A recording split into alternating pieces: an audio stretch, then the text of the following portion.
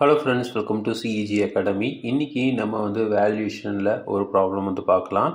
So இதில் வந்து என்ன கேட்டிருக்காங்க அப்படின்னா, a plot of land was purchased 1 lakh rupees 10 years back.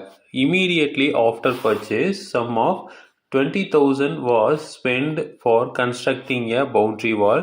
The annual cost of maintenance and management of the property has been 3,000 per annum since purchase. Estimate the present value of the land allowing 6% of compound interest per annum. The land remain unproductive since the time of purchase. So இங்கே என்ன சொல்லியிருக்காங்க அப்படின்னா, நம்ம வந்து ஒரு 10 லட்ச ரூபாய் போட்டு ஒரு 10 வருஷத்துக்கு முன்னாடி ஒரு லேண்டு வாங்கியிருக்கோம். அந்த லேண்டை வந்து பர்ச்சேஸ் பண்ணோன்னே ஒரு 20,000 ரூபா செலவில் அதை சுற்றி வந்து வேலி வந்து போட்டாச்சு. அதாவது பவுண்ட்ரி வால் வந்து கட்டியாச்சு.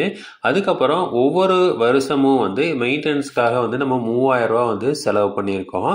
இப்போது நம்ம அந்த லேண்டோட ப்ரெசன்ட் வேல்யூ என்னன்னு கேட்குறாங்க. அதாவது 6% வந்து காம்பவுண்ட் இன்ட்ரெஸ்ட் வந்து போட்டிருந்தா நம்ம டோட்டல் இன்வெஸ்ட்மெண்ட்டில் நமக்கு எவ்வளோ வந்து வந்திருக்கும் அப்படின்னு சொல்லியிருக்காங்க. அது மட்டும் இல்லாமல் அந்த லேண்டு வந்து unproductive since the time of purchase. அதாவது அந்த லேண்ட்லேருந்து எந்த ஒரு வருமானமும் வந்து இது வரைக்கும் வந்து பர்ச்சேஸ் பண்ணதுலேருந்து வரல அப்படின்னு சொல்லியிருக்காங்க. ஸோ இப்போ வந்து நம்ம எப்படி கண்டுபிடிக்கலாம் அப்படின்னா, ஃபர்ஸ்ட் வந்து டோட்டல் இன்வெஸ்ட்மெண்ட். ஸோ ஃபஸ்ட்டு வந்து டோட்டல் இன்வெஸ்ட்மெண்ட் எவ்வளோன்னு பார்க்கணும். ஸோ டோட்டல் இன்வெஸ்ட்மெண்ட் வந்து ஃபஸ்ட்டு எடுத்தோன்னே வந்து 1 லட்ச ரூபாய்க்கு அந்த லேண்டை வந்து வாங்கியிருக்கோம். ப்ளஸ் ஒரு 20,000 ரூபாய்க்கு வந்து காம்பவுண்ட் வால் வந்து கட்டியிருக்கோம். ஸோ அப்போ டோட்டலாக வந்து 1,20,000 ரூபா அப்படிங்கிறதான் வந்து நம்மளோட டோட்டல் இன்வெஸ்ட்மெண்ட்டு. அடுத்தது வந்து என்னென்னா, இப்போ வந்து இது இன்வெஸ்ட் பண்ணுறது வந்து நம்ம வந்து ஒரு பேங்க்கில் டெபாசிட் பண்ணி வச்சுருக்கோம். ஒரு மணியை வந்து டெபாசிட் பண்ணி வச்சுருக்கோம் அப்படின்னா அதுக்கு வந்து எவ்வளோ வந்து மணி இன்ட்ரெஸ்ட்டோடு வரும் அப்படிங்கிறதுக்கு கால்குலேட் பண்ணலாம். ஸோ அப்போது நம்ம வந்து ஃபஸ்ட்டு வந்து எஃப் ஒர்த்து 1 = இப்போது 1,20,000 ரூபாய்க்கு வந்து நம்ம 6% வந்து காம்பவுண்ட் இன்ட்ரெஸ்ட் 10 வருஷத்துக்கு போட்டிங்க அப்படின்னா, அதாவது 6 வருஷம் அப்படிங்கிறப்போ 1.06, அதாவது 6% அப்படிங்கிறப்போ 1.06 இன்ட்டு 10 வருஷத்துக்கு, ஓகேங்களா, பவர் 10 அப்படி போட்டிங்க அப்படின்னா நமக்கு வந்து ஒரு 2,14,901 ரூபா வந்து நமக்கு வருது.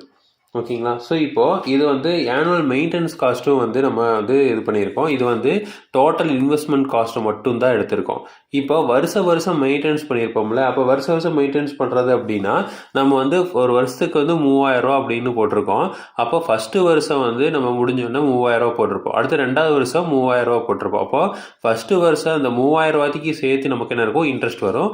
அடுத்த 3 வருஷப்போ 6,000 ரூபாய்க்கு எனக்கு இன்ட்ரெஸ்ட் வரும். அடுத்தது வந்து 9,000 ரூபாய்க்கு இன்ட்ரெஸ்ட் வரும். அப்படி பார்க்குறப்போ எஃப் ஒர்த் 2, அதாவது மெயின்டெனன்ஸ்க்கு உண்டான ஒர்த்து.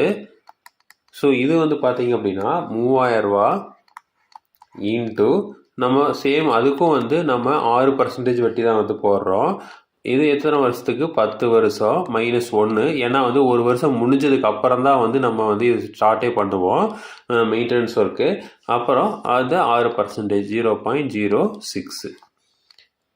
ஸோ இப்போது இதுக்கு வந்து எவ்வளோ வருது அப்படின்னா ஒரு 39,542 ரூபா வந்து வருது. அப்போது நம்ம இப்போ பில்டிங்கோட டோட்டல் ஒர்த்து வந்து இந்த ரெண்டையும் வந்து ஆட் பண்ணால் வர்றது. அதாவது டோட்டல் இன்வெஸ்ட்மெண்ட்டை வந்து நம்ம வந்து எஃப்டி போட்டு வச்சுருந்தோம் அப்படின்னா, ஃபிக்ஸ்டு டெபாசிட் போட்டு வச்சுருக்கீங்க அப்படின்னா 6% வட்டி கொடுத்தாங்க அப்படின்னா அந்த வட்டி வரும். வட்டிக்கு வட்டி இந்த மாதிரிலாம் வந்துட்டு இருந்து நமக்கு வந்து ஒரு 2,14,000 ரூபா வந்து இப்போ வந்து கிடச்சிருக்கும். அதே மாதிரி நம்ம வருஷம் வந்து 3,000 ரூபா இன்வெஸ்ட்மெண்ட் பண்ணியிருக்கிறோம் அப்படின்னா அதுக்கு ஒரு 39,540 ரூபா கிடைக்கும்.